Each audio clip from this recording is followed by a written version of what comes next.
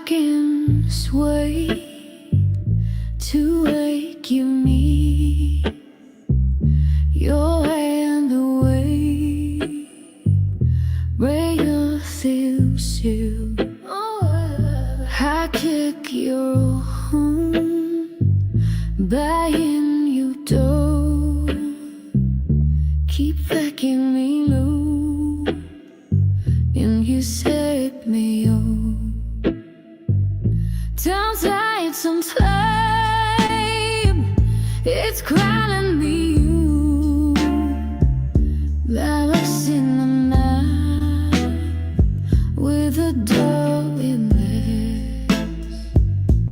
Some dissuade your eyes holding mine, caught in you, the music.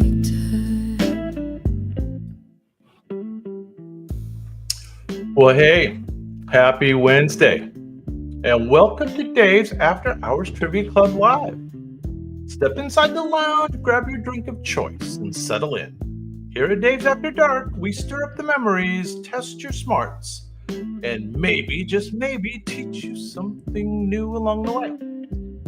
We do go live most Sundays and usually on Wednesdays as well at 7 p.m. Eastern and 4 p.m. Pacific time. The doors swing open, the lights go low, and the trivia flows. While our robots quickly paint each scene, I serve up the clues, and you will take your best guesses as we move through tonight's 3 categories. First, we'll be doing the top 20 Tom Cruise movies. Yay! Then we'll be doing the 20 most haunted places in the world. And finally, we'll be visiting the top 20 earners, athletes of all time.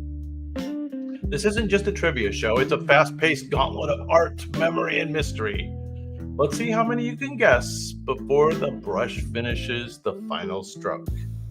Be sure to check in down in the chat. Say hello, throw out your guesses, or you can just hang out with the crew. Hey Arena, hey Rhombus, how you guys doing? Good to see the early birds in the house. I wanted to quickly mention our sponsor, that's me, davidhansonart.com, where you can find our live shows related art and merch. Products for your enjoyment. We might touch on that a bit later. Also a note about the differentiation between Wednesday and Sunday night shows. On Sundays, we plan to always center the show on a theme and break the rounds into more smaller pieces, while on Wednesdays, like tonight, we will keep a variety of topics and mix in a few revisited or retooled best of rounds from our growing library. Look for this coming Sunday show to be focused around the American Wild West. We're going to reboot that. All right. I think it's about time to fire up the robots and cue our first video file. So let me get to that. All right, I think this is it.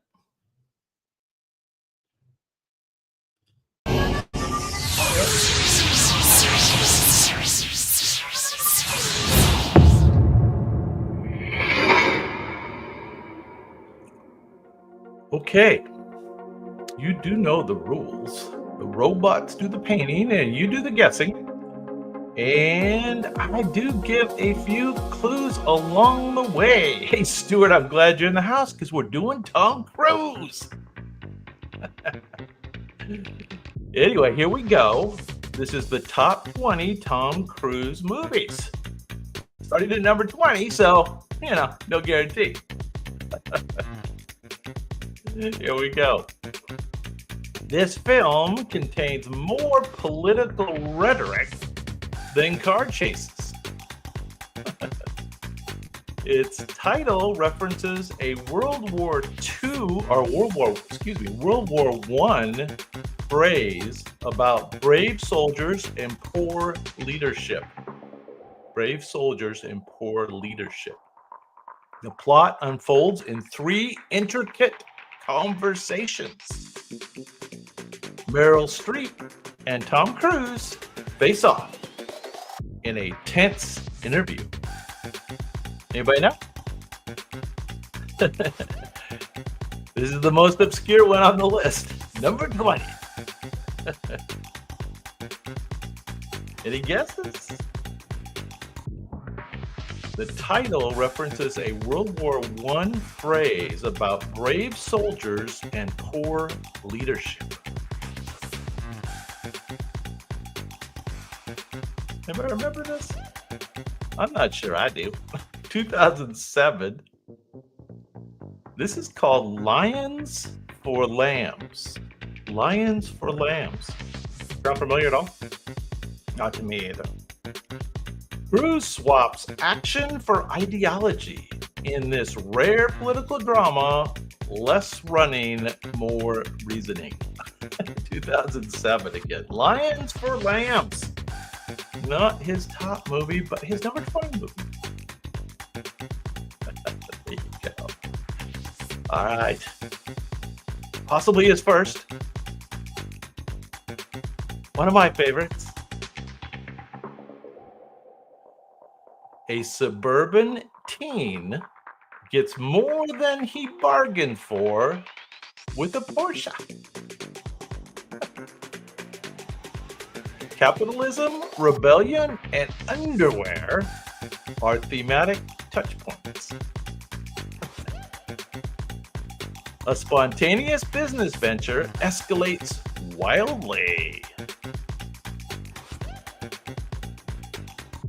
Lions for Lamb was dreadful, huh? Well, this one wasn't dreadful. Oh, Hippo, Ferris Bueller. It's like Ferris Bueller, only it's not Ferris Bueller. It's better than Ferris Bueller. It features iconic dance to a Bob Seger tune. Yeah, it's all right. You guys know. Rob S. Stewart. Very good. Do you remember the dance to the Bob Seger? A little offsetting with the underwear thing. Cruise became a star sliding across a hardwood floor in socks and shades. Rebecca De Mornay, right? Am I right? This was Tom Cruise's breakout role. A raunchy teen comedy with surprisingly sharp satire. Risky Business is correct. All right, now this next one was weird. Weird from the get-go.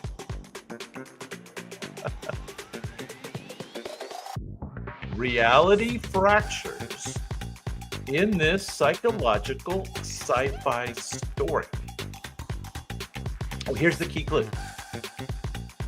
Penelope Cruz, and spelled differently, C-R-U-Z, and Cameron Diaz both star as love interests. He's got two love interests.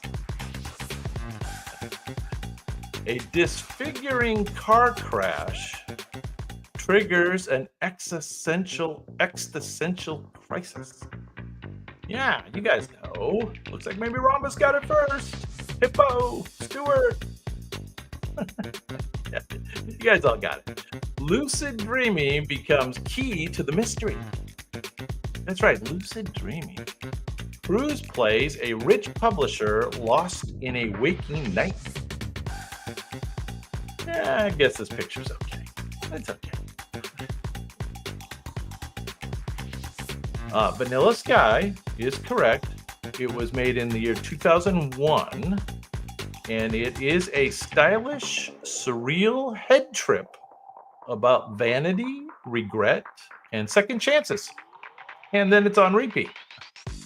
I guess. There he is. There they are. Looking around. That was number 18. We are down to next one's number 17. Tom Cruise's top 20 movies. Checking in at number 17, a drifter investigates a sniper attack.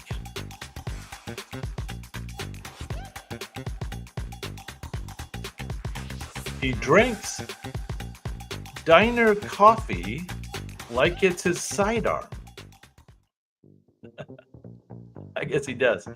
He's a former military investigator with no fixed address. He uncovers a conspiracy involving a construction firm. Yeah. Yeah, Stuart, you are correct. Now have they done a sequel yet? I can't remember. I think they did, didn't they? But he didn't play. Did he not play it? He didn't play it in the sequel, did he? Jack Reacher, 2012. Cruise plays a no-nonsense, justice-seeking lone wolf. This is described as a lean thriller where Cruise punches first and investigates later. And he barely breaks a sweat. Yeah, the TV show is somebody different. Did they do a second movie or no? No? Seems like the guy they have now maybe fits the role better. I don't know. Who knows? All right, let's move on. 60. A drone repairman works alone on a post-apocalyptic Earth. Sounds boring. The moon is gone, and so is most of humanity. Morgan Freeman shows up with rebel flair.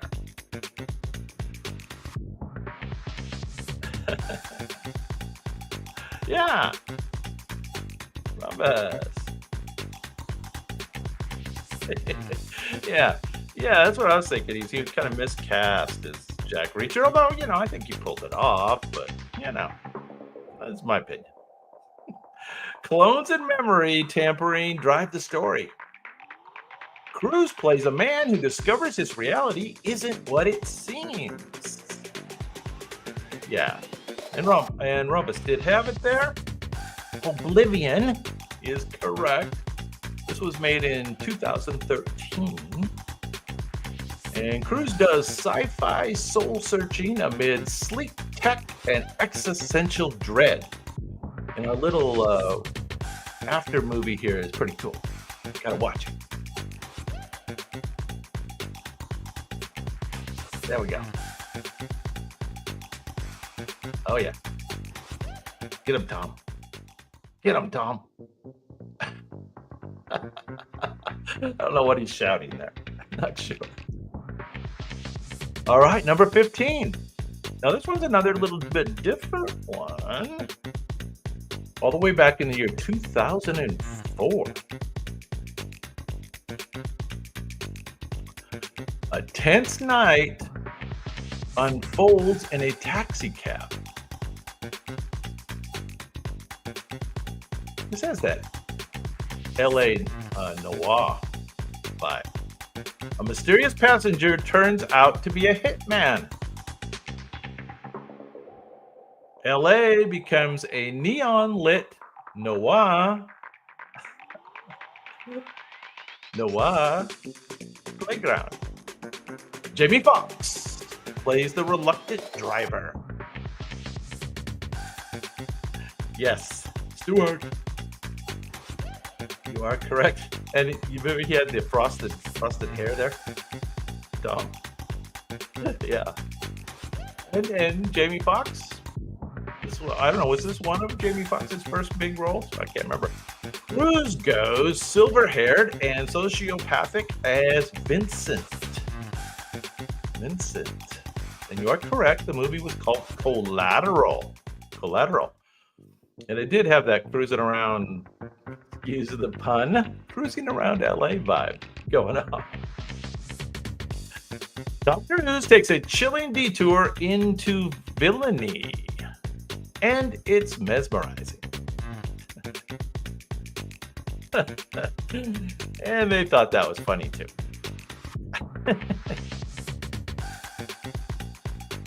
All right, another one of my favorites coming up.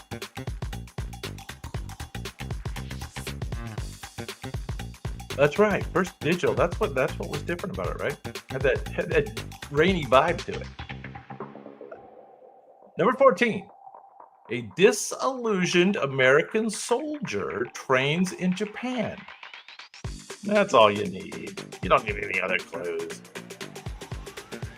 He's captured, but learns honor and Bushido. The cherry blossoms are almost as epic as the battles. Yes, correct. Right you are, Stuart Ramos.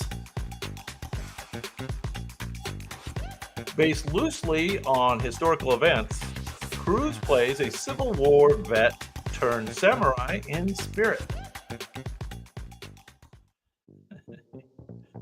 And yes, it's called The Last Samurai. You're correct. The Last Samurai. This is more of a movie poster look here, right? So you can't wait for the little video from the movie poster. It's a tale of cultural transformation with swords and sincerity. A lot of sincerity. There they are. There they are. The Last Samurai.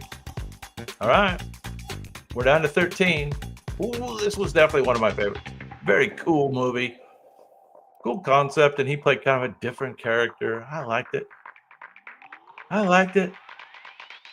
Crimes are stopped before they happen.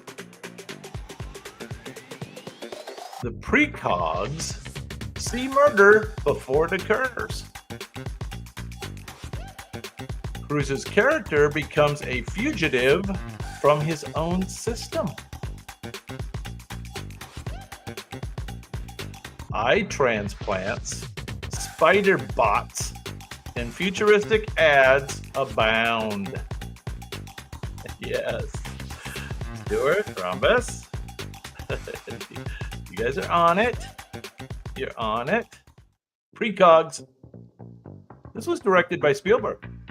And it starred Cruise as Chief John Anderton. Almost a Matrix kind of name there, right? Mr. Anderson? Mr. Anderton.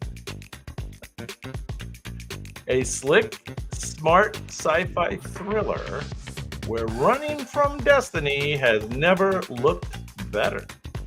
Yeah, it was slick. Had a lot of well done sci-fi elements, right? Futuristic elements. I like it. The Minority Report. 2002. A little video. There you go. All right, another fan favorite. Maybe not my favorite, but it was okay. Has a Vegas element, so I like that. A road trip reveals a long-lost sibling bond. And Las Vegas becomes a counting card playground. Dustin Hoffman plays the savant brother. Cruise is the emotional anchor. Yeah. Bus. You beat Stuart that time.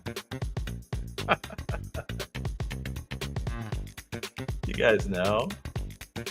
He plays Charlie Babbitt. Charlie Babbitt. A selfish man softened by the love of his brother. And you are correct. It's called Rain Man. Rain Man, all the way back in 1988. Wow. Time flies, huh? 1988. Cruise gives a grounded human performance while letting Hoffman do the shining. There you go. There they are, the brothers. Gambling in Vegas. Kind of like that. They must have just won, though, I think. Look. Oh, yeah. Oh, yeah. Winners.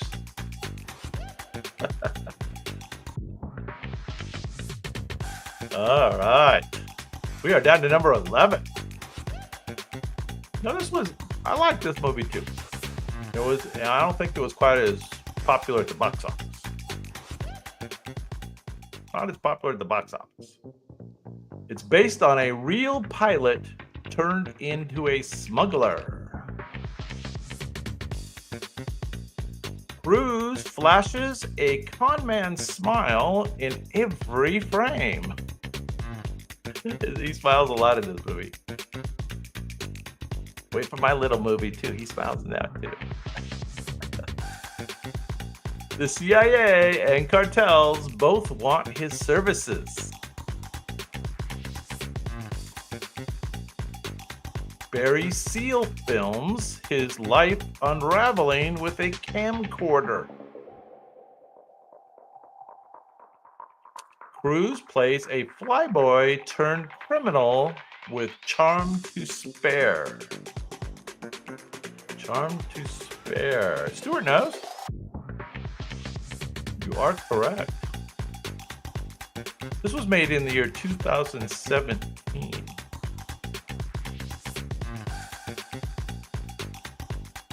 Yeah, Air America, right? American made. American made. That's correct. One of Cruise's most underrated roles. I agree.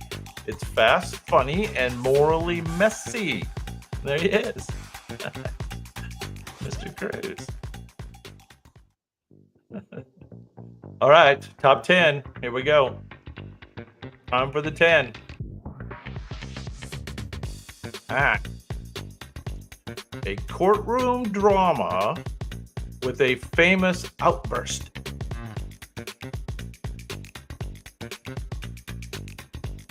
I want the truth.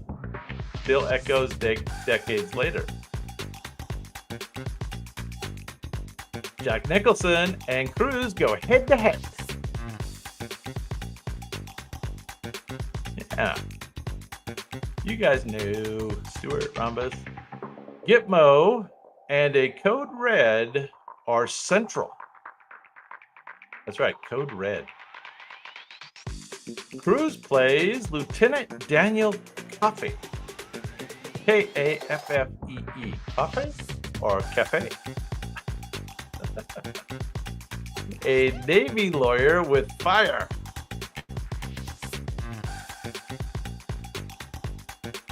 That's right. It's A Few Good Men. This is all the way back in 1992. 1992.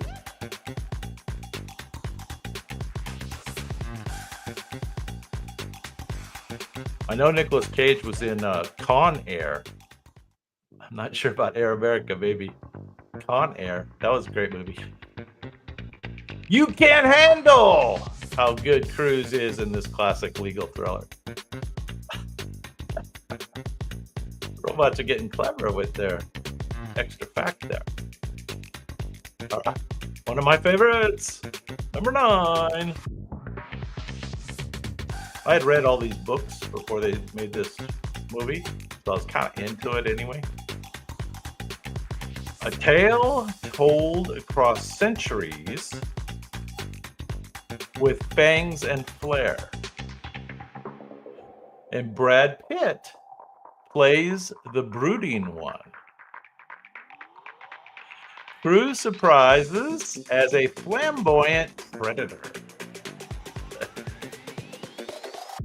And this is based on Anne Rice's Gothic novel.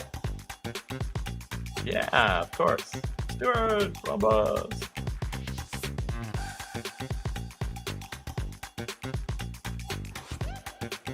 Yeah, Mel Gibson, Air America, Con Air was Nicolas Cage, which was great. Cruise plays Lestat, a seductive and cruel immortal, and the star of all of the vampire books by Anne Rice, right? Interview with a Vampire is correct. This is all the way back in 1994. He was busy back then. Against all odds, he nails it. Decadent, creepy, and captivating. There he is.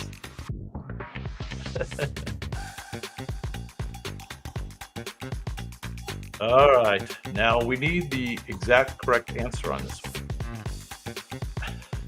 You'll see why. The franchise gets emotional stakes. A terrifying villain tests Cruise's patience and his pulse. A bridge attack and a Vatican break-in raise the bar. Ethan Hunt is now a fiance.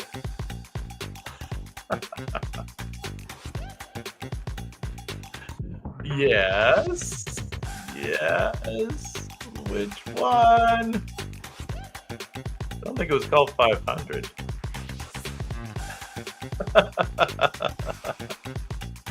They both had numbers and like tag names too, right? I'm not sure I know the tag name of it. But this is the one where Cruise faces Philip Seymour Hoffman in a deadly game. This sequel reboots the series with heart and high-stakes action. Anybody guess which one this is? I'll give you the year. 2006. 2006. That help? Mission Impossible number... Not 500. This is Mission Impossible 3. Which I don't remember the tagline for it. I wish I knew that. You're gonna have to Google that or something. All right, now again, I'm gonna need the exact answer on the next one as well. This one is a rare sequel that outperforms the original. I guess it outperformed it money-wise, I'm sure. The stunts are real. And so are the G-forces. Stuart! That is exactly correct. Cruise mentors a new generation. And Val Kilmer returns for a heartfelt moment. Cruise reprises Pete Maverick Mitchell. Older, but not grounded still.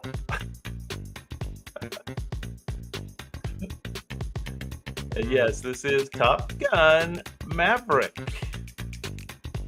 Filmed in 2022, not that long ago.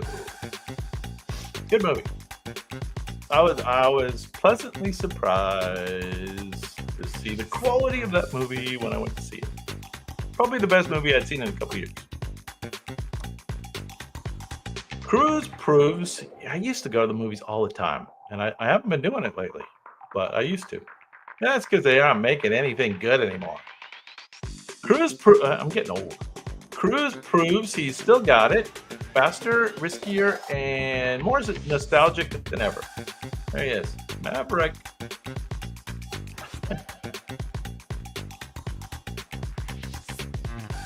All right, now this next one is interesting. Because I don't have the number, but I have the tagline. That's your first clue. Halo jumps, rooftop runs, and Paris chaos.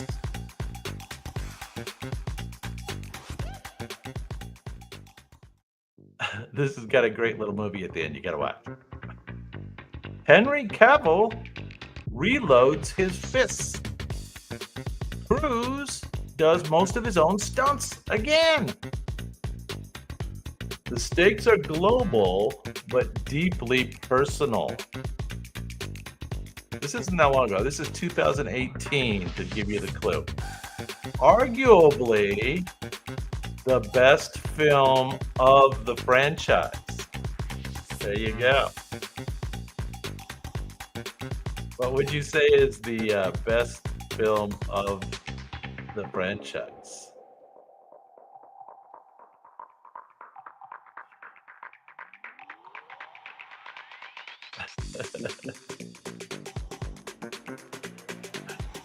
The best film of the franchise is Mission Impossible.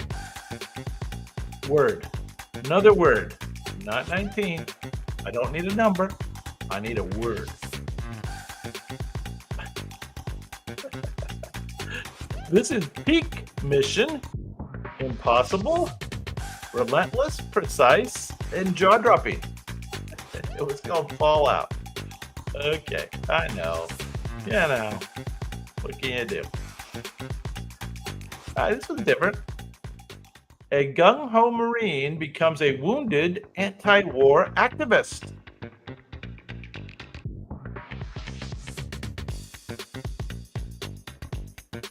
Based on a true story of Ron Kovic. Cruise's performance is raw and political. Yeah. Stewart. Doctor's in the house. We need somebody to challenge Stewart and Rhombus. They're running away with it. He earns his first Oscar nomination. Wow. Cruise sheds his vanity and transforms completely. There he is. Born on the 4th of July is correct. 1989. I didn't realize it was so far back there. 1989. This was the first real foray into prestige. And he nails it. So he's been doing serious movies since 1989. There you go. Hey, Doctor. Everybody's in the house. What's going on? There's Ron Kovic saying hi. All right, the next one's hard. This was not like a box office hit, but it was cool. A mosaic of emotional breakdowns and redemption. Cruise plays a vile motivational speaker.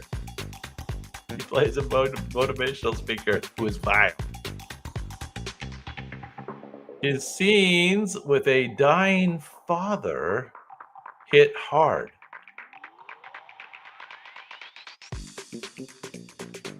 Frogs fall from the sky naturally.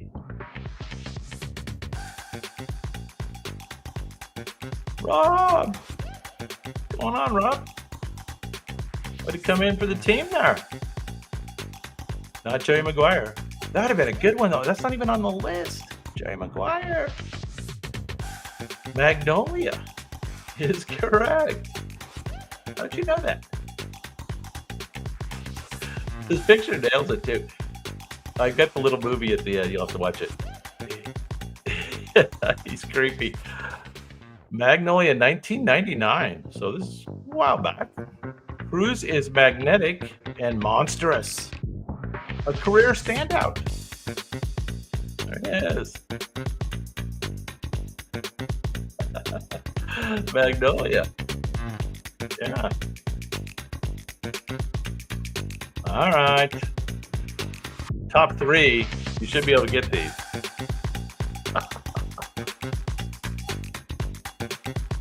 All right.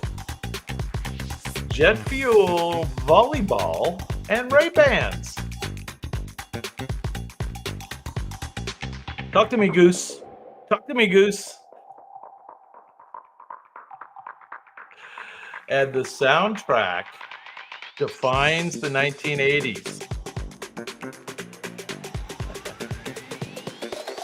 And Cruise becomes a global star as the character Maverick. Correct, you all are. I think we're going to give it to Doctor, even though he said Top Fun rather than Top Gun.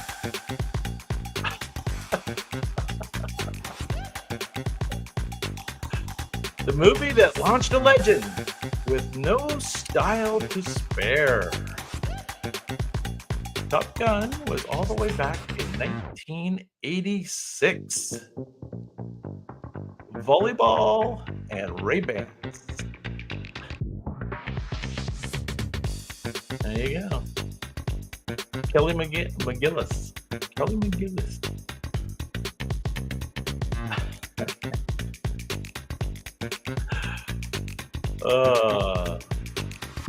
Have you seen the picture of Tom Cruise next to Kelly McGillis just recently? Not saying anything. A little contrast on the aging thing. All right, number 2. This picture is a little confusing, so maybe it'll confuse you. A vault heist scene becomes iconic. The masks, the twists, the betrayal. Brian De Palma gives it noir flair. And this is where Cruise introduces Ethan Hunt with quiet intensity.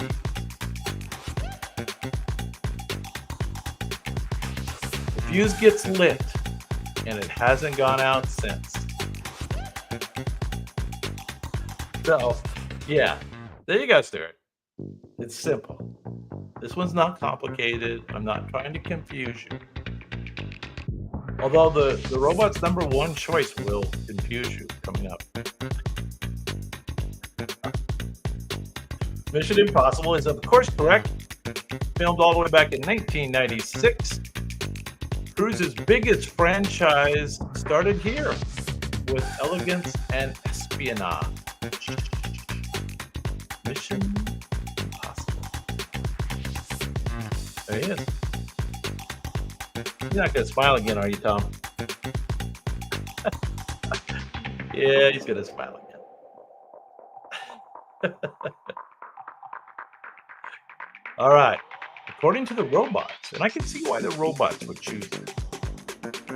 As the number 1 Tom Cruise movie, it's sci-fi Groundhog Day meets Starship Troopers. Yeah, that's a good description. Cruise dies over and over, and he gets better every time. And Emily Blunt is fierce with a sword. Yes, of course. Looks like Stewie got it first. The original title confused audiences, but the film won them over. Cruise plays Major Cage, a reluctant hero stuck in a time loop. Bummer. Edge of Tomorrow is correct. Filmed in 2014, and you can see why the robots would choose that for number 1.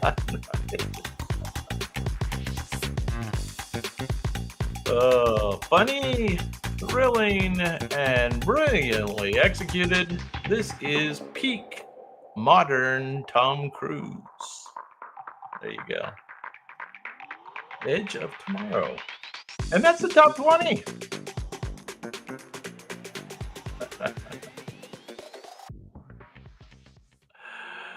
There you go. All right. Well, obviously you guys knew all those. But it was still fun, right?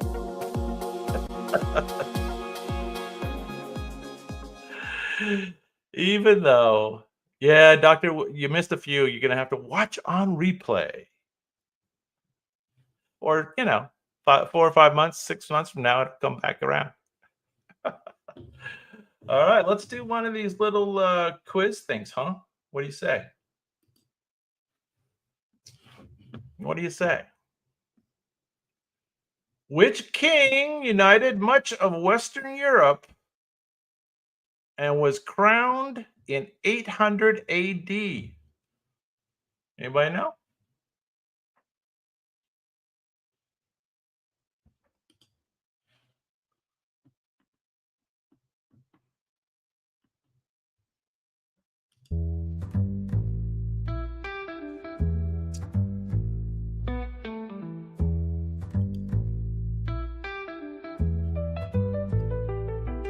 Oh, I'm trying too hard. Yeah, you guys know the answer to that one, of course. That is correct. Charlemagne. I'm trying to do too much here. I'm trying to get background music going while I'm doing the quiz.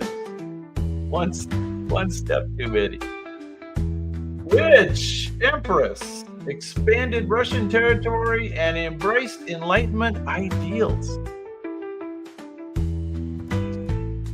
Who knows?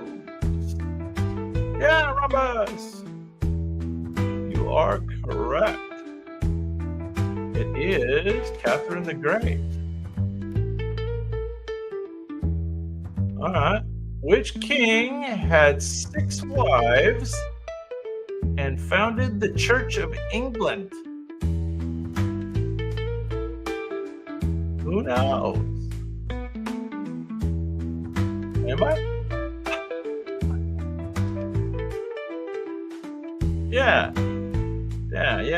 Henry VIII. You got it. All right.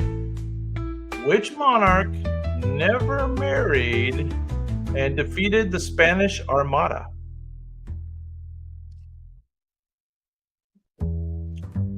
You know that one? We're narrowing it down.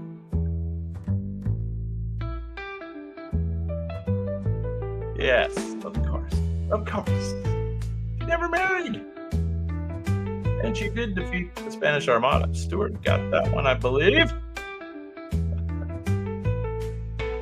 All right, last one. Which French king built Versailles and was called the Sun King? I like that name. The Sun King.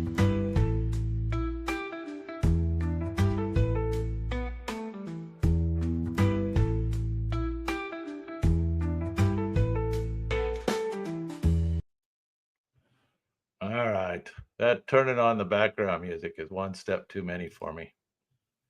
They need an automatic button for that. Yes. Louis the 14th, I believe, right? Louis the 14th. I believe. All right. Well, pop quiz. That was kind of fun. European monarchs. So let's go on to number 2.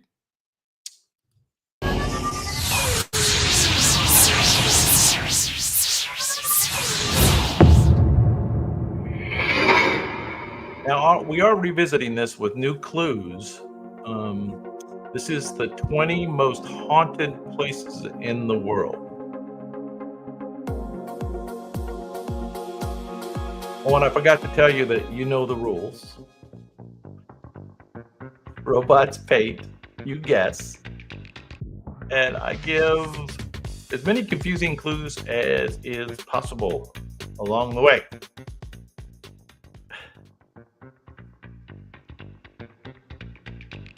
All right. So, number 20. Once part of a wartime fleet, now docked as a hotel. One more time, most haunted places. Ghost sightings include children in the pool area and sailors in the engine room. The ship has hosted paranormal investigations and Halloween events. And also, my high school prom. My high school prom was there. I don't remember any haunted stuff. No, let's see. Known for a haunted swimming pool and a door 13 incident in the engine room. Queen Mary is correct. You guys got it right. Queen Mary, Long Beach, California. There you go. Looks like the doctor. Doctor had it first. The luxury liner's past is full of war accidents and now whispers in the fog. Whispers in the fog. The Queen Mary docked currently in Long Beach, California. There you go. All right, they get more and more haunted as we go. There's a bunch in England too, or British Isles. This one is known for its violent family history and a hidden dungeon. An elemental spirit allegedly emits sulfur when near. Uh-oh. Smells like sulfur. There's problems coming. This one was built in the 13th century. It's Ireland's most haunted fortress. It's Ireland's most haunted fortress. The Bloody Chapel has seen betrayal and murder.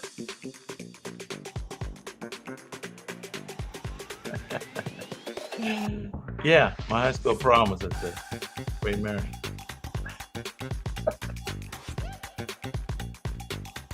A lot of high school proms were there.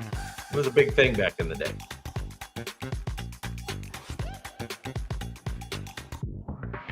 Phantom monks and ghostly women in red have been reported here. This was built in the 13th century. This castle has more family drama than a soap opera and a lot more screaming. So it's the name of a castle. All right. Well, you don't know it. It's called Leap Castle, and it's in County Offaly in Ireland. There you go. All right. You probably know this one. Site of royal executions and medieval torture.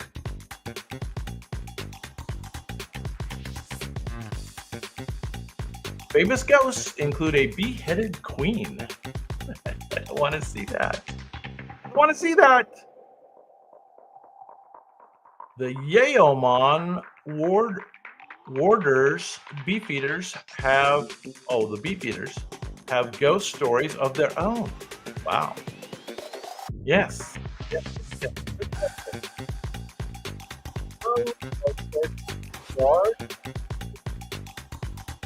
Anne Boleyn is rumored to walk the halls with her head in her hand. Yeah, I don't need that. You guys haven't seen that, have you? The Tower of London is correct. In London, England. How about that? What a coincidence. History fingers here with sharp edges and royal grudges. I'm sorry, history lingers here. That makes a lot more sense. I might need to increase my font size. All right, number 17. Tunnels stretch for miles beneath the city of light. Bones of over 6 million people line the walls. Tourists have claimed to hear whispers from the shadows. I don't want to hear that.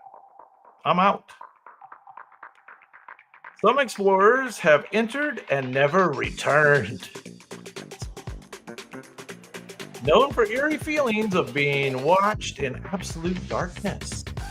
Yeah, the Paris catacombs. Very good, Dr. Yeoman. Thank you. Stuart, I appreciate that. Yeoman. Beefeaters.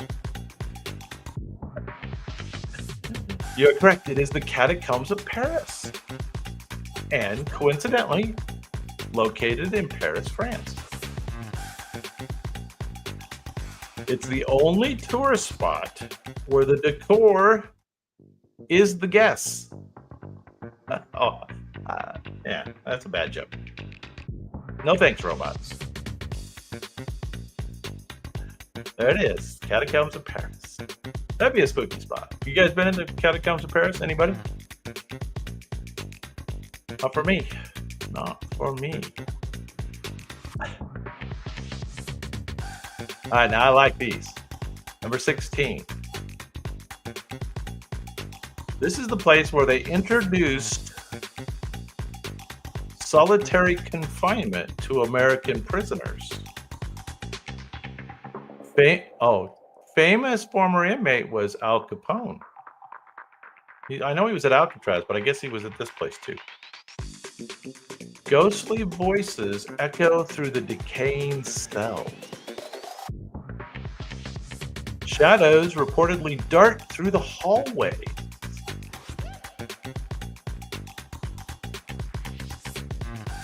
Notre Dame Cathedral. Yeah, now it's rebuilt too, so worth a visit. I'm not sure I'm going down to the catacombs though.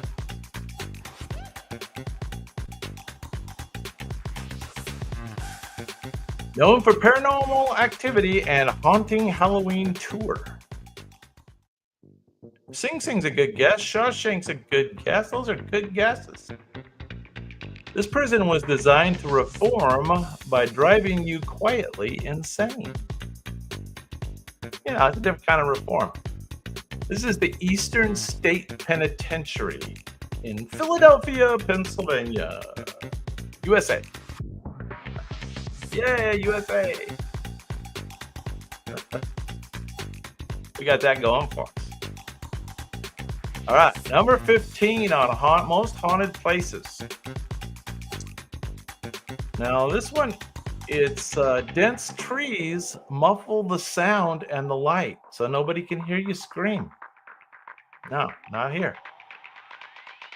It has a nickname called the Suicide Forest.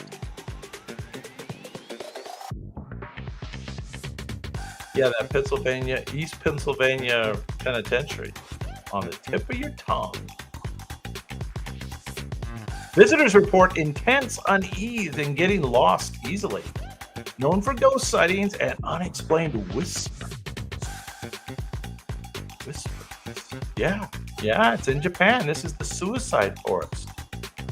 Yeah. Rhombus describes it all around. It's like doing a AI prompt for Rhombus there. Anybody know the name of the forest? It's actually at the base of Mount Fuji in Japan. Did you know that? Spiritual folklore ties the area to demons and death. Nature doesn't get much more unsettling than this beautiful, silent tragedy. Aoki Gahara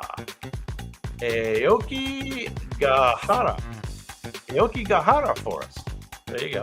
Aoki Gahara. Now, was that on the tip of your tongue, Stuart? Number 14. Back in the USSA. Allegedly built over an indigenous burial site. Well, that was not a bright move. Legends tell of a poisoned slave named Chloe. Mirrors supposedly trap spirits within. Tourists claim to see ghostly children and hear piano music. One of the most photographed ghost sites in the South. That's where I'm from, the South. Hey, this is not the Winchester house, but hang on to that, Rob. That may come up. I'm not sure. I'll give you a hint. This is in St. Francisville, Louisiana. They say the Southern hospitality here is eternal. Literally. This is the Myrtles Plantation. There you go. I can't believe you guys didn't know that. Some of these are hard. But, we're learning something. And, a couple years from now, when we've done this round 2 or 3 times, you got to get a couple more. Number 13. This was once used as a quarantine plague victims. So this is old. It later became a psychiatric hospital with a grim reputation. Locals refused to set foot on the island. Screams are said to echo from the abandoned structures. Locals refused to set foot there. This is considered so haunted that it's illegal to visit without special permission. Okay, I've heard enough. I've heard. I ain't going. I ain't going there. All right, this is in Venice, Italy. Venice, Italy. Anybody know the name of the island? Not Roosevelt. This is in Venice, Italy. Italy's prettiest lagoon hides its darkest secrets on this forbidden island. Yeah, it sounds like Shutter Island. This is called Poveglia Island, Venice, Italy. It's in Venice. There you go. All right, we're down to number 12. They don't get easier. Remember, we're traveling the world's most haunted places. This one is considered India's most haunted location. Folklore speaks of a curse by a rejected sorcerer. Entry is prohibited after dark by the government. Well, who's gonna go in after dark? Come on. Locals avoid it entirely after sundown. Tourists report eerie sounds and unexplained sensations. Yeah, Rob, I think that it's more or less correct. Although I'm not sure it is. I'll read the name and then we can decide together. This is called Bangar Fort in Rajasthan, India. Is that the same place? Possible it's the same place. Tourists report eerie sounds. It's not just haunted, it's officially spooky by law. There you go, India. Yeah, I think you got it there, Rob. I think that's another name for it. I'm not sure. Number 11. This one's in Colorado, USA. And this one inspired Stephen King's The Shining. Staff report piano music with no pianist. Problematic. Ghosts are often caught in guest photos. Okay. Room 217 is particularly active. Yeah, it's just my luck I'd get assigned room 217, you know? The hotel embraces its spooky status with ghost tours. Yeah, so I guess this one inspired The Shining. I don't know if this is the one that they actually show in the movie, though. But this is the one that inspired it. All work and no play. Anybody remember the name of this place, perhaps? The views are beautiful, but the guests may outstay eternity. This is called the Stanley Hotel. The Stanley Hotel, Estes Park, Colorado. There you go. All right. Well, we're down to the top 10. Top 10 most haunted places. And I think somebody was talking about this place. Maybe the doctor or somebody. This was designed with staircases to nowhere and secret passages. It's built continuously for 38 years based on spiritual advice. Sarah Winchester believed ghosts were hunting her. Doors open into brick walls and windows overlooking other rooms. It's said to be haunted by the victims of Winchester rifles. Yeah. Rumbus, I think you got it first. Rob. Doctor. Anyway, so has anybody else been there? I was there. I was a young man, a Weeblo scout, Cub Scout, I believe. And we went on the tour, and at that age, that was made an impression on me. I think that's why I went into architecture. I wanted to design those stairways to nowhere. Yeah, Winchester, Mystery House, San Jose, California. San Jose, California.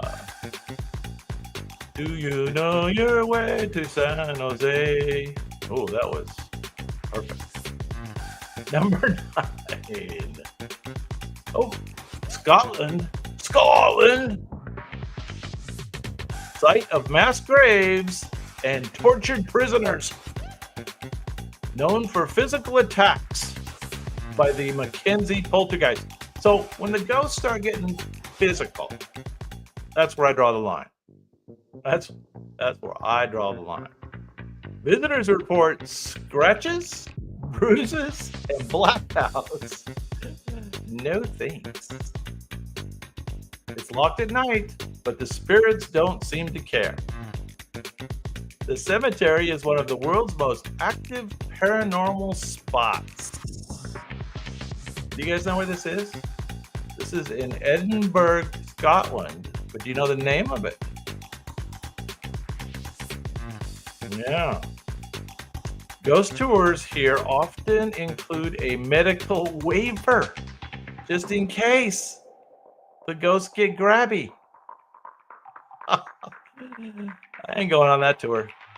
Not a chance. Stuart has it.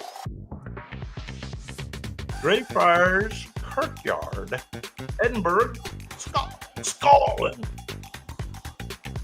All right. Moving on. Haunted places. Haunted places. Number 8. A noble woman murdered in jealousy is said to linger. Her ghost appears in a green dress, moaning at night. Great. The tallest castle in France doubles as a haunted hotel. Owners and guests hear phantom footsteps and sobbing. Known as the home of the Green Lady. So there's the key clue, right? The Green Lady. Green Lady. Everybody know that one?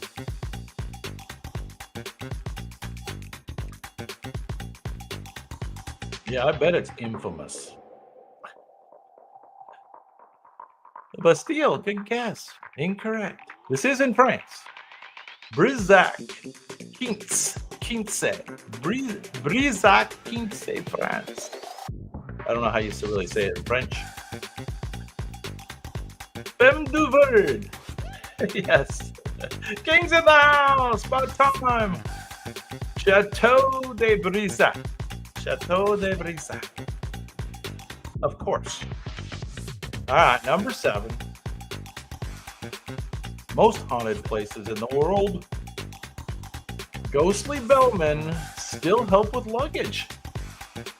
That's all right. I don't need a bellman. A spectral bride is seen on the staircase where she died.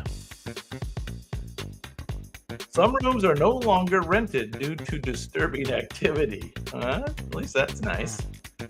Visitors report sudden chills and strange whispering. Hey, how'd you know that? Rob, how'd you know that? Luxurious by day, but potentially paranormal at night.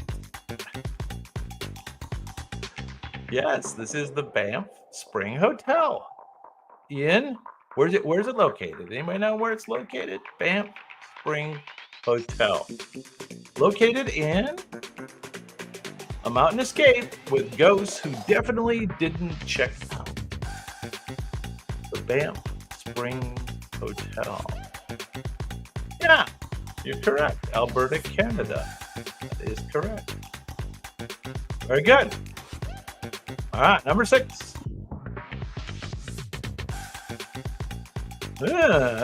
This one's built over a supposed gateway to hell. A pit. They built it over a pit. The chapel was placed directly above the opening. What? Creatures with wings and hooves are part of the lore. Windows are fake, intended to keep things in. Legends say condemned prisoners were once lowered into the pit.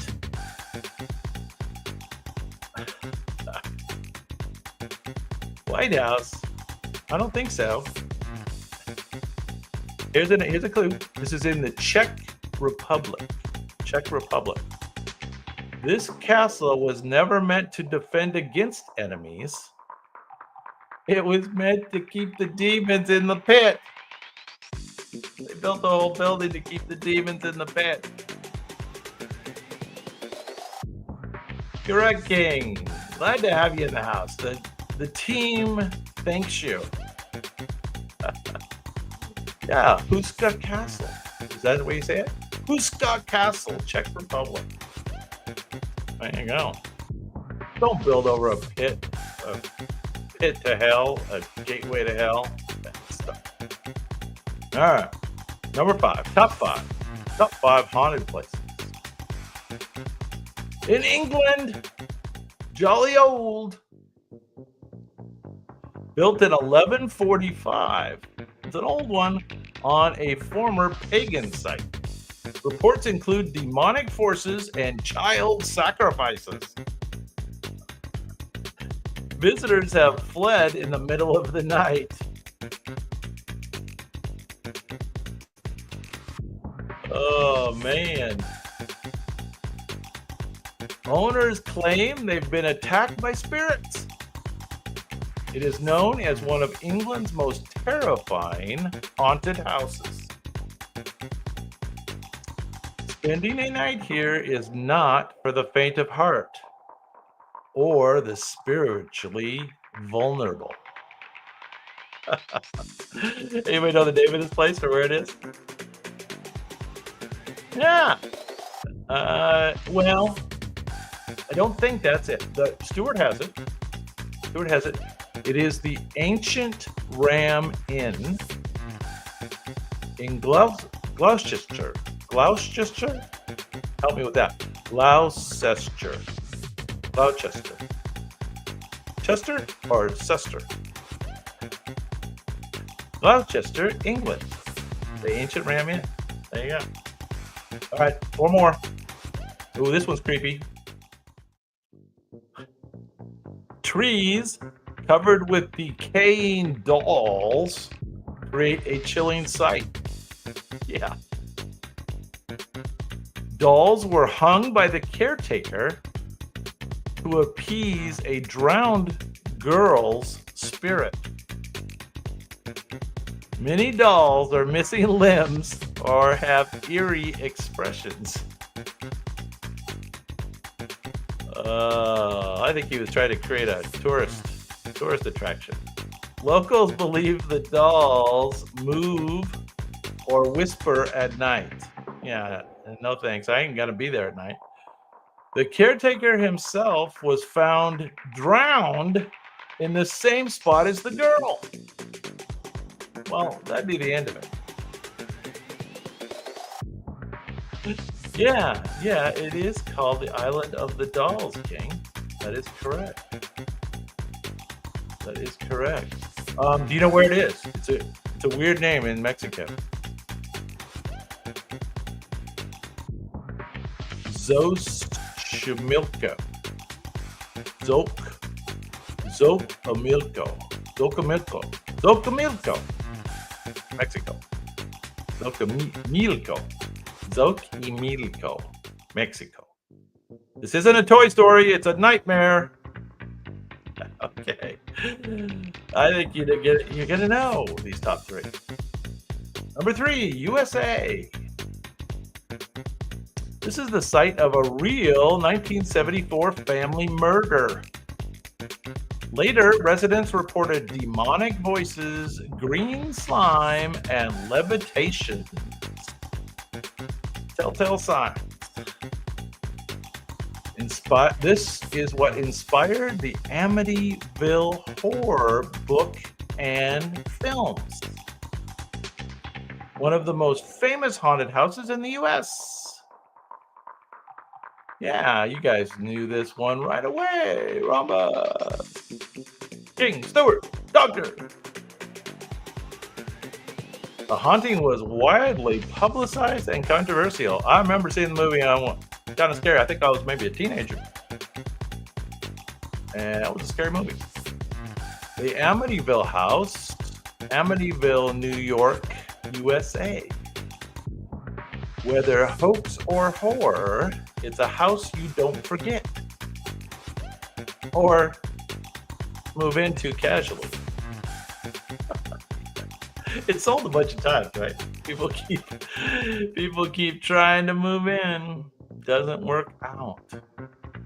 Can't imagine why. All right, number 2. This one's located atop volcanic rock with centuries of bloodshed. This is haunted by ghostly pipers, prisoners, and phantom dogs. The headless drummer has been seen during storms.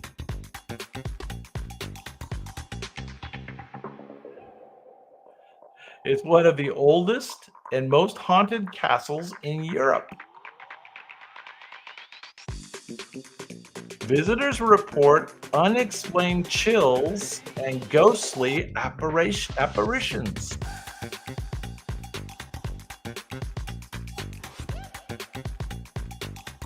Yeah. Correct you are, Stuart. Correct you are.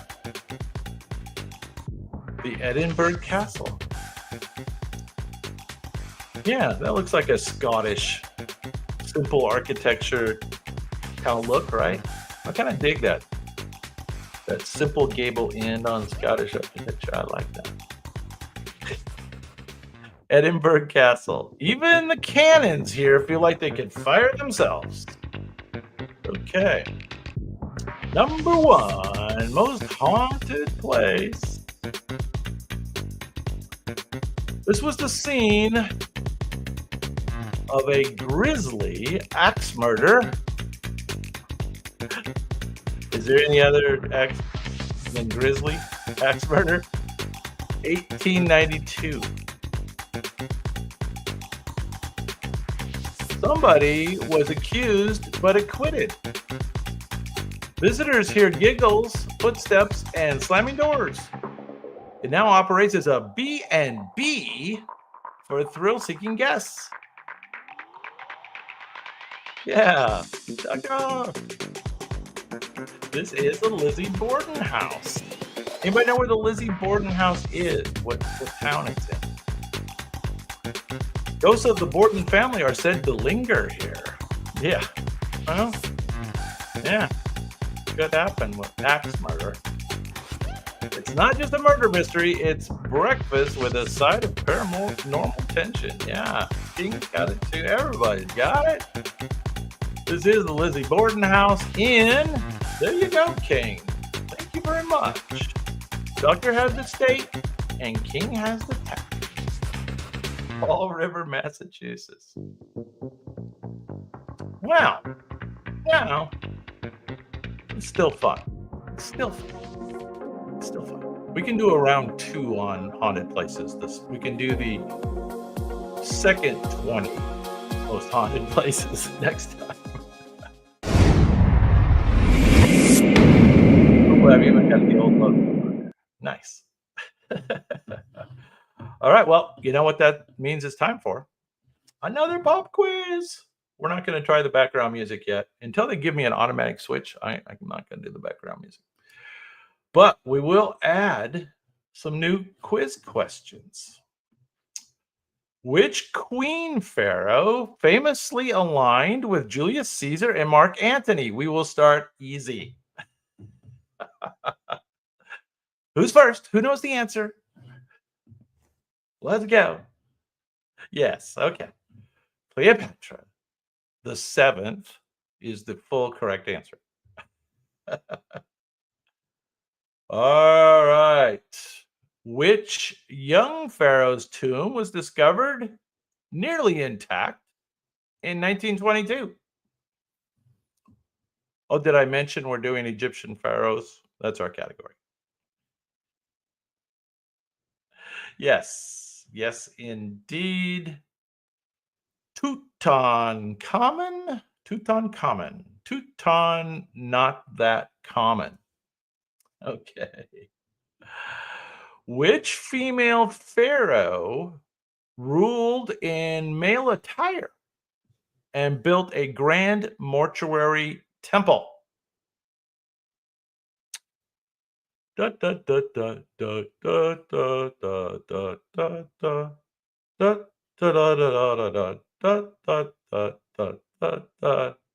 Doctor's getting those quick typing answers in. You are correct. Hatshepsut. Hatshepsut. Hatshepsut is correct. All right. Which pharaoh tried to replace Egypt's gods with worship of Aten? Which pharaoh tried to change the religion?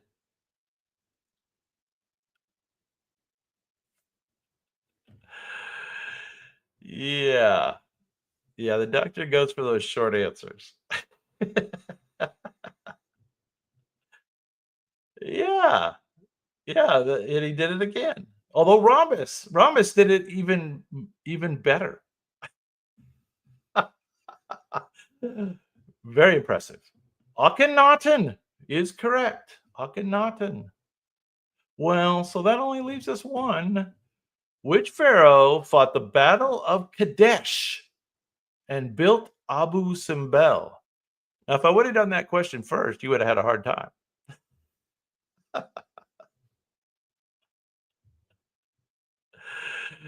Yes, indeed. Ramses the Second is correct. Which I believe Ramses the Second is Ramses the Great, if I'm not mistaken. Not positive, but I think so. All right. Well, yeah, now pop quiz. All right. Let's move on. Let's do some let's do some filthy rich athletes.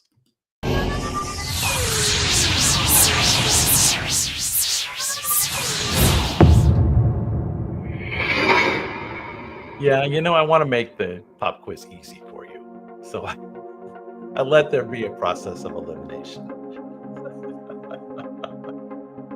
We could change that.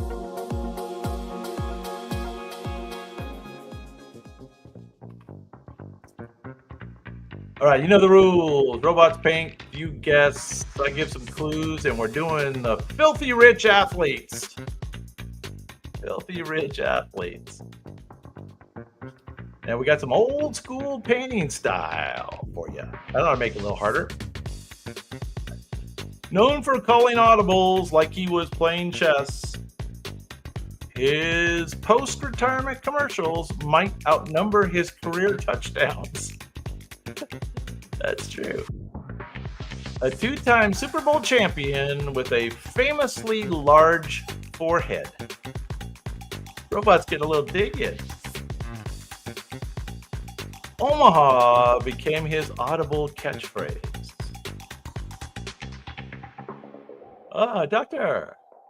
King. Not Brady. Yeah, looks like Brady. Not Brady. Legendary NFL quarterback for the Colts and the Broncos. Robots say 570 million. And I don't know if I trust the robot's numbers, but we'll go with it. We'll go with it. Peyton's business savvy and charisma off the field made him a media magnet and a brand machine. Peyton Manning. And did you know he's the son of another quarterback, Archie Manning? And of course, he has a brother that's a quarterback, Eli Manning. They all made some money. They all made some money. Number 19, 600 million. He's got championship rings, a doctorate, and a DJ gig. His size 22 shoe impresses the ladies. From backboards to boardrooms, he's always making moves. Known for breaking rims and endorsing everything from icy hot to printers. Yes, of course. You guys all got this. Rhombus.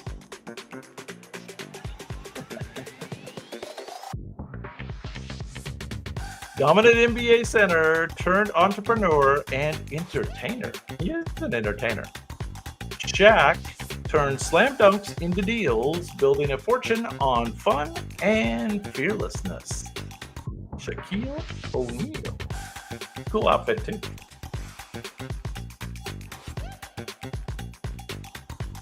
He's looking kind of dapper there with the version of a fedora.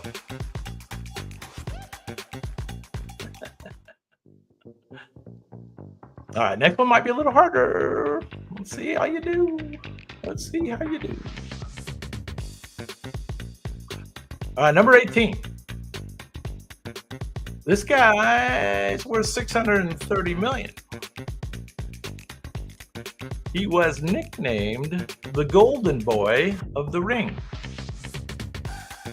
He promised as many fights as he fought.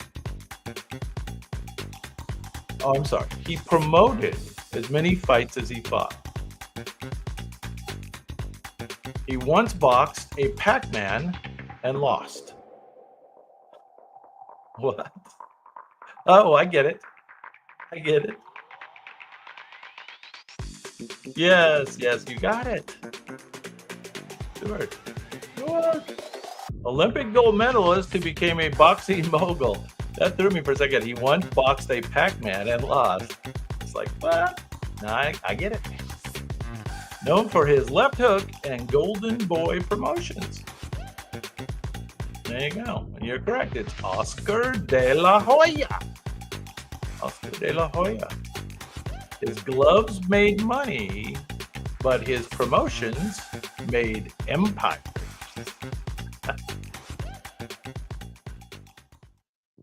Yeah. Well, 630 million will do that to you. Yeah. There you go.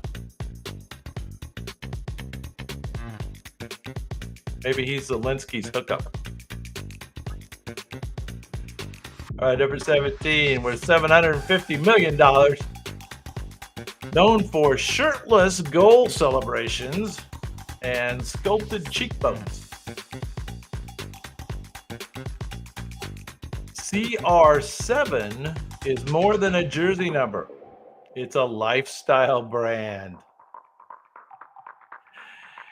He played for Real Madrid, Manchester United, and Al Nassr.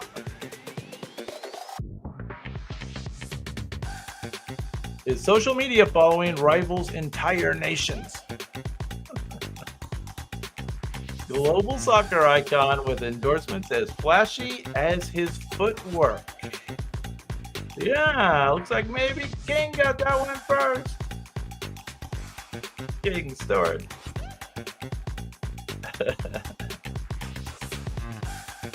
You are correct. This is Cristiano Ronaldo.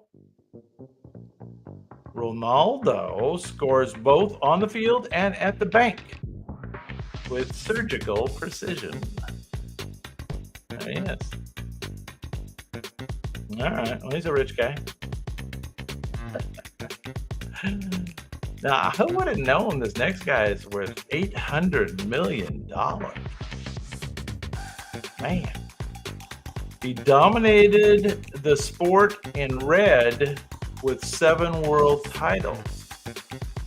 His name is synonymous with Ferrari. German engineering meets ruthless racing strategy. He once won races by more than a minute. I guess that's a lot.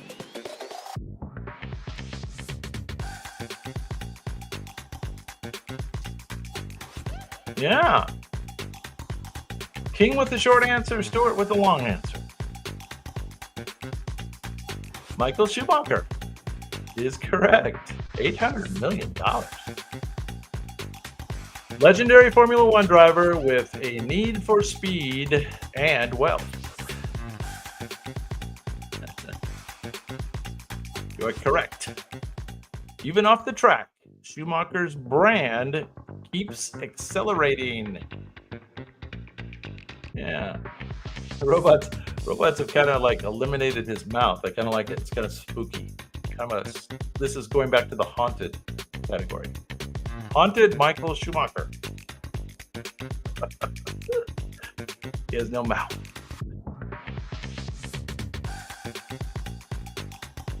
He's a terrible cheat, is he? Good to know. Number 15, $850 million. This is Pretty Boy turned Money Boy.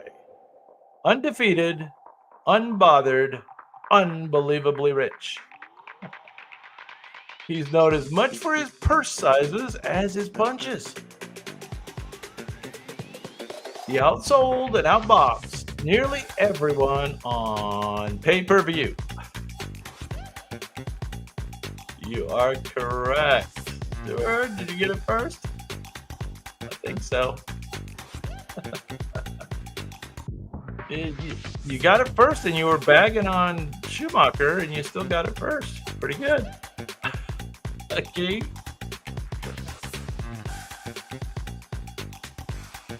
Boxing's king of cash with a record of 50-0. Now that is impressive. His record is impressive. Floyd Mayweather, it was probably because he wouldn't box anybody in their prime, right? He waited till they were hurt, or yeah. Floyd Mayweather. Yeah, he dodged punches and taxes with equal skill and cashed out every time. There you go. Yeah. All right, next dude's worth $900 million. I bet it's more by now. His backhand should be in a museum. He's known for grace on court and class off court. Uniqlo paid him more than most players earn in a lifetime. He played 20 plus years and rarely looks sweaty. Is that true? Did he not look sweaty? Dennis is pretty sweaty. Yes, not at all. Roger Federer. King and Stewart. Correct. Swiss tennis legend and global ambassador for elegance. Federer turned finesse into fortune, silk shorts, and steel nerves. Yeah, he looks like Tarantino a little bit, huh? Or Tarantino looks like him. Tarantino maybe he's a little taller and skinnier. Maybe not. Federer's in better shape, probably. I agree, though. Kind of does look like him. Oh, speaking of class act. Not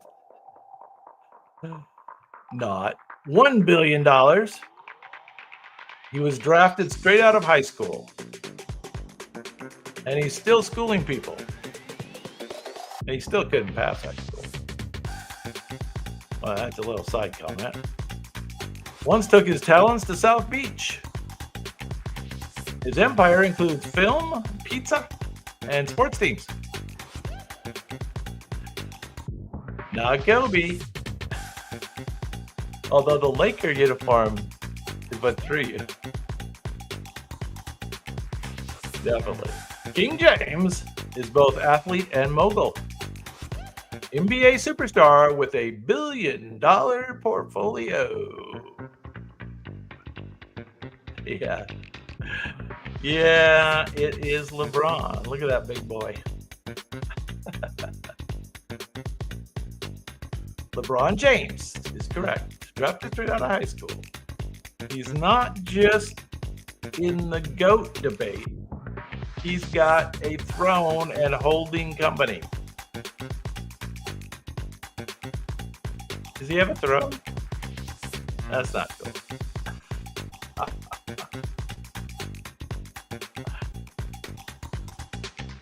Yeah, exactly.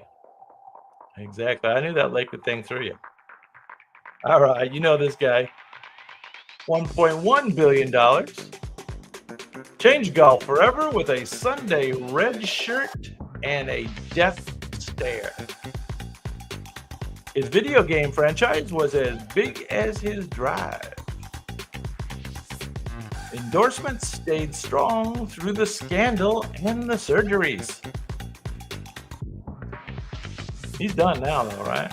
I think he's done. He won the Masters after a 14-year drought. Excuse me. That was pretty impressive. When he did come back and win the Masters, that was impressive. First golfer to join the $1 billion club. First golfer. Yeah, looks like King got that one. Rob, Doctor with the emoji. Bonus point for the emoji.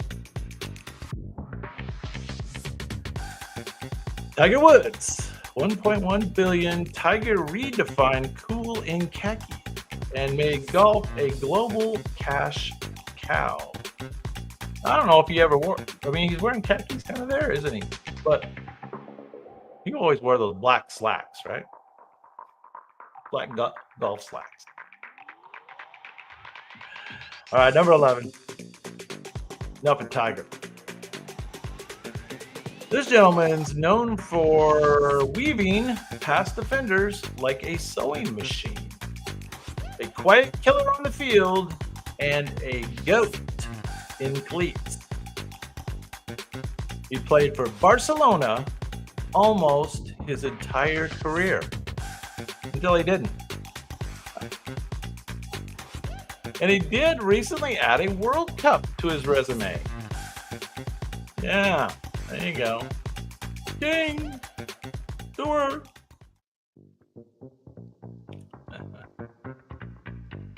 Oh, I didn't mention $1.15 billion. So at least he's well paid. He's well paid. Soccer wizard whose left foot is insured for millions. Messi's magic is subtle, but his earnings are impossible to miss. Lionel Messi. There he is.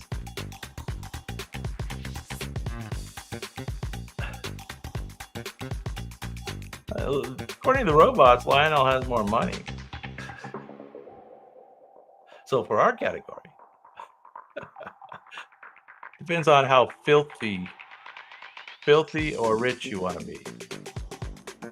Which one's more important?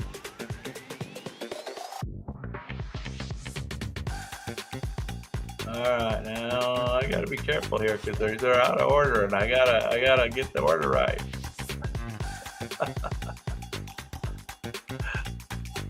A Grand Slam queen who dominates on and off the court. Quite the outfit. Turned her legacy into investments in women's-led startups. From Gatorade to Nike, endorsements were just the beginning. She built Serena Ventures to power the next generation. Greatest woman's tennis player turned venture capitalist icon. So, did it kind of look like Venus at first? Venus is the poor one. Serena's the filthy rich one. Yes. King had it first anyway.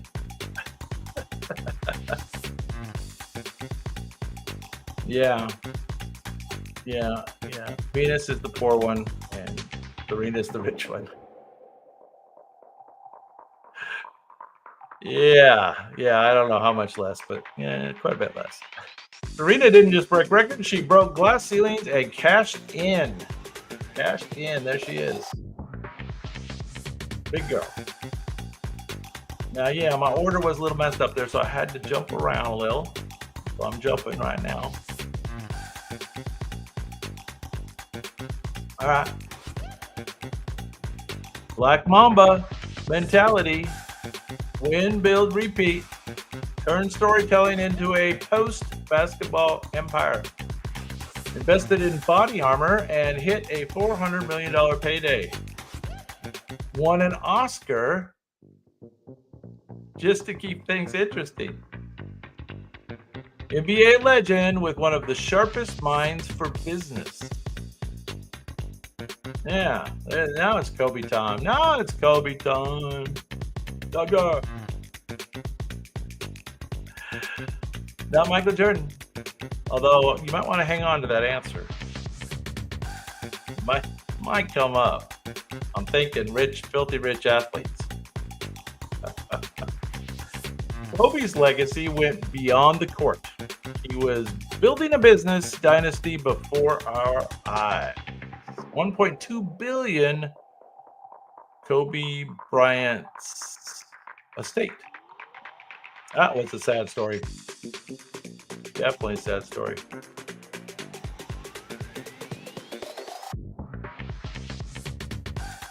All right, so I don't know what we're down to. I know my numbering's off now. Here we go. Next up. Brought spice to both soccer and the tabloids. Free kicks were his signature, but so were Armani ads. He co-founded a Miami soccer club and made it look cool. Global fashion icon who married a pop star. The crossover king of football and fame. Correct you are, King Stewart. King again.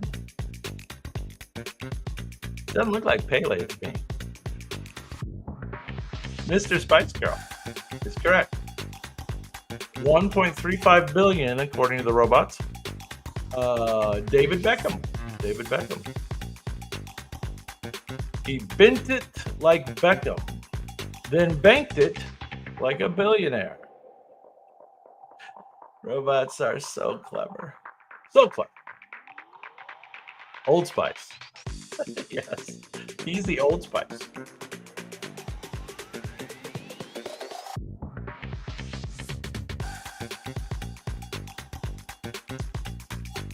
Yes, posh Spice.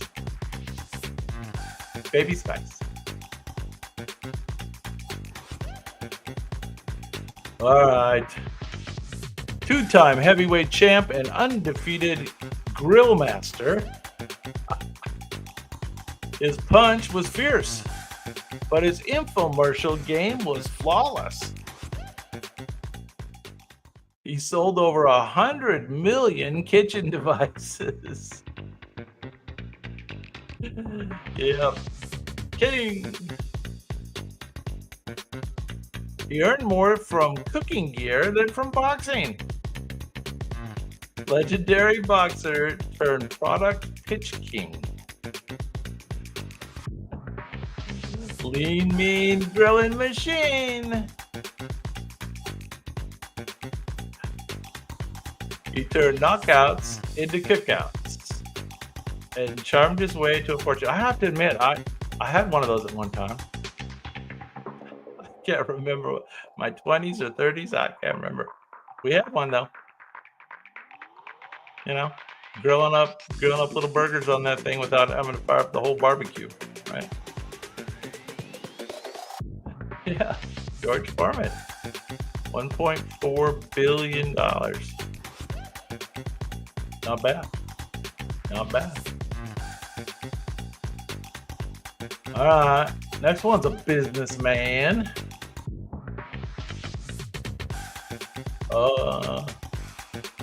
Actually, who is this? Oh, they're just skipping all over the place. Excuse me. Here we go. The NFL's ultimate comeback king. 7 Super Bowls and a broadcasting deal worth hundreds of millions. Built TB12 to extend both his brand and biceps. Yeah, you're correct. Rob and King. Endorsements, media ventures, and now sports ownership. The goat of gridiron wealth. Cheater. What was that? Inflate gate.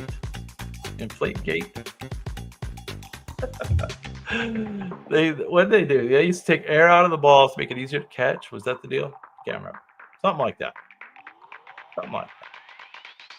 Brady made history with his arm and a $1 billion blueprint for what comes after. But, you know, he did lose, what's her name? So, you know, he ain't got everything. He lost Giselle. Not a good thing. All right. Well, that's pretty random now, so I have to kind of look around. All right. So this guy's the Golden Bear, and he built a business empire on precision. He won 18 majors, but made far more off the course. He designed over 400 golf courses globally. Smart investments and licensing deals made him a mogul. Yeah, Stuart, Dr. Rob. Golf icon who earned like a Fortune 500 CEO. $1.6 billion, according to the robots. 1.6. Nicholas played the long game in both fairways and finances. Jack Nicklaus. Very good. 400 golf courses he designed. Wow. I wonder how much you get paid just to design the course. Of course, he was always an investor, right? In the development, everything. He got a piece. He got a piece of everything. Okay.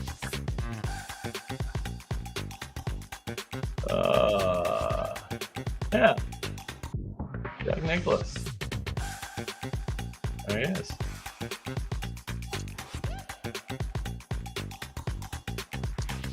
All right. Let's see who's up next. I think this is this guy. Golf's original superstar and a business trailblazer. He was quite the businessman. His drink is so famous, it's got its own shelf. He built a brand before athletes had brands. He designed courses and endorsed everything from cars to credit cards. Pennzoil. The king of charisma and capitalist country clubs. Yeah, this is Arnie. Dr. Rob Stewart King. Arnie made golf a fan sport and a marketing masterclass. So I saw Arnie in person playing golf many times, and I actually was at the tournament where he won his last golf tournament in Palm Springs, and it was at the Bob Hope Desert Classic down in Palm Springs. The last time he won a tournament on the regular PGA. Of course, he won some senior events after that. But that was his last PGA championship. He beat Ray Floyd on a playoff. in the Bob Hope Desert Classic at Bermuda Dunes. Raining like a mother. All right. Enough of all that storytelling. All right. The jump man himself changed sports forever. Yes. Air Jordans are sneaker empire with no signs of slowing. Slam Dunks, Hanes ads, and Charlotte Hornets ownership. Brand partnerships turn to billion-dollar ownerships. Yeah. There you go. Like Ruby Robcat. Michael Jackson. Oh, I mean Michael Jordan. Not Michael Jackson. It's Michael Jordan. Brand partnerships turn to billion-dollar ownerships. Widely considered the richest athlete in history, robots got him pegged at $2.2 billion. Jordan flew above everyone on court, in culture, and his bank balance. Oh, but this isn't Jordan. That's pretty funny. So you know who that is? That's not Jordan. Who's that? I got him out of order. Well, the robots got him out of order. Yeah, Doctor, that was magic. Sorry, guys. We'll do the magic story for the Jordan.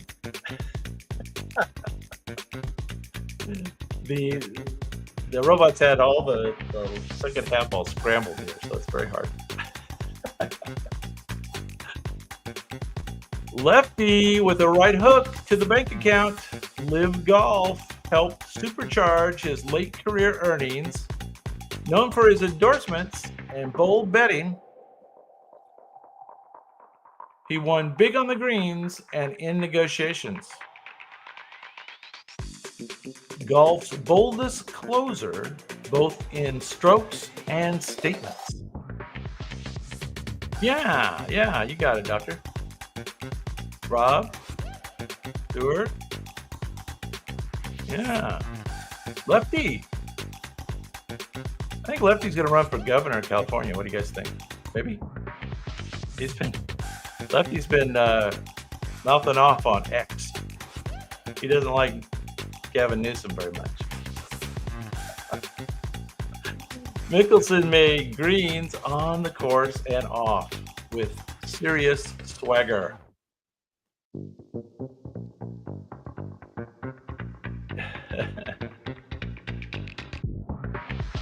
All right. Oh, okay. So shall we do magic? No. I think we should now do magic. Magic Johnson, assistant on the court, dominated in the boardrooms, turned fast breaks into fast food franchises. He owned pieces of the Dodgers, Sparks, and more. He partnered with Starbucks. Now, so obviously this is Michael Jordan, not Magic Johnson, but talking about magic. So wasn't he supposed to die like a long time ago? So he kind of, he was one of the most obvious people that proved that AIDS didn't have to be fatal. I think, he played an important role in that, right? If you take care of yourself, take the right things and stuff, it's not fatal. And they didn't take the wrong things that Fauci was prescribing. Wasn't it something called AZT? It was the bad thing that killed a bunch of people that had AIDS. I think so. Yeah, I think you're right. Or I don't know if Freddie Mercury was taking AZT or not, but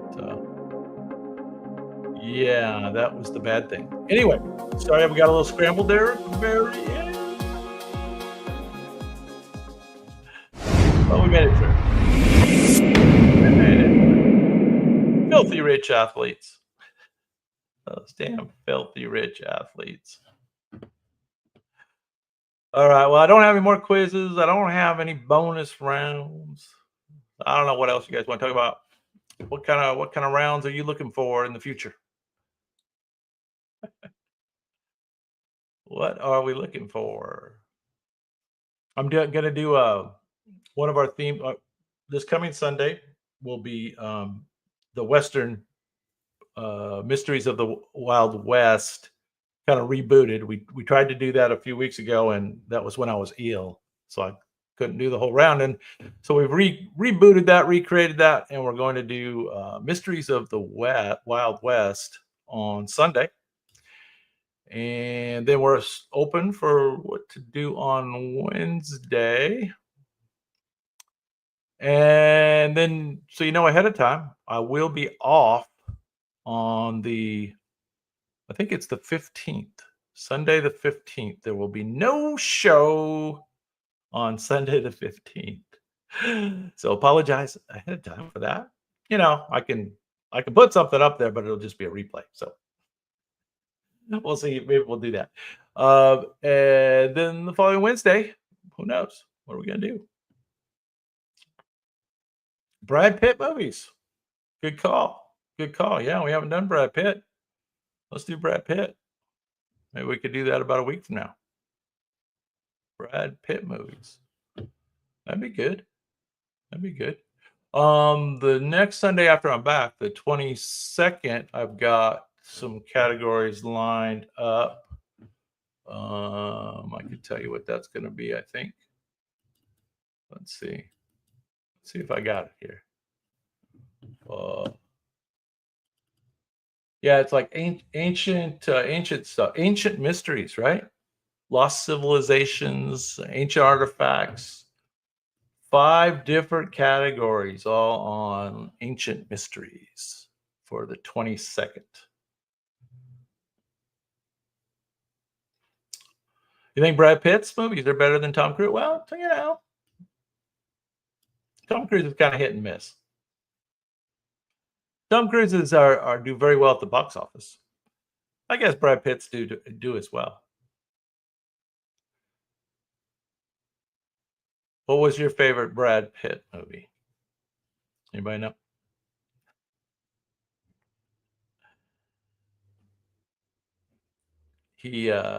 I like the new one, the Tarantino one, Once Upon a Time in Hollywood, right? Brad Pitt was awesome in that. I think he played himself, basically. It was very good. Very good. True Romance.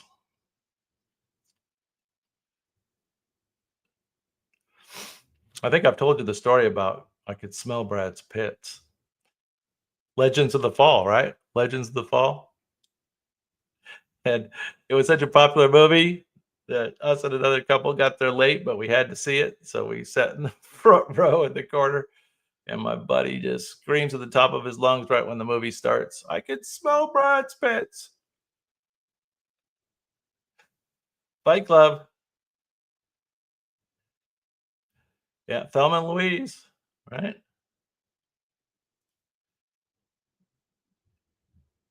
Yeah, Once Upon a Time in Hollywood. It's cool. Cool movie.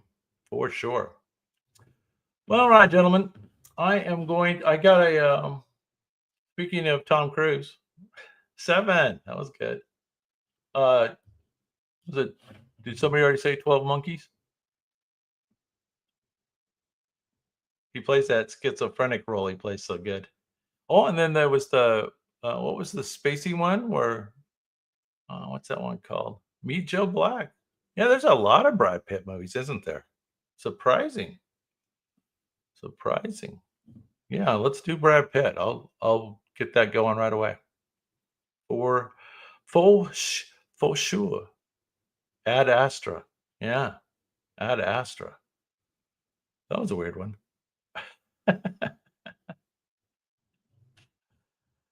Oh, and the zombie one too, right? What was the zombie one? Zombie apocalypse one. Forget oh, World War Z. World War Z. Yeah. All righty, guys. Hey, let's do a little quick little Tom Cruise 1 minute video review, and then I'll see you guys. World War Z. All right, take it easy, man.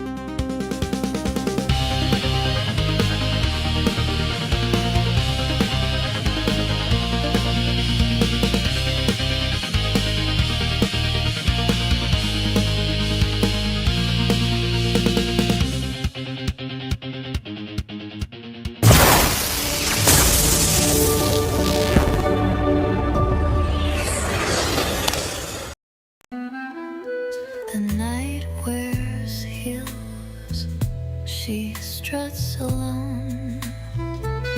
This bar's the place I call my home. I sip the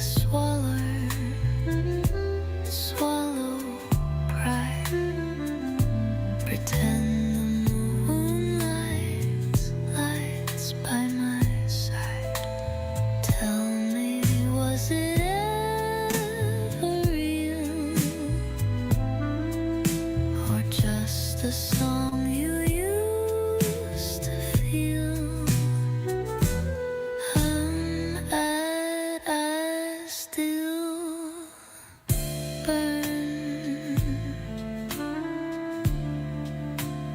I still ache.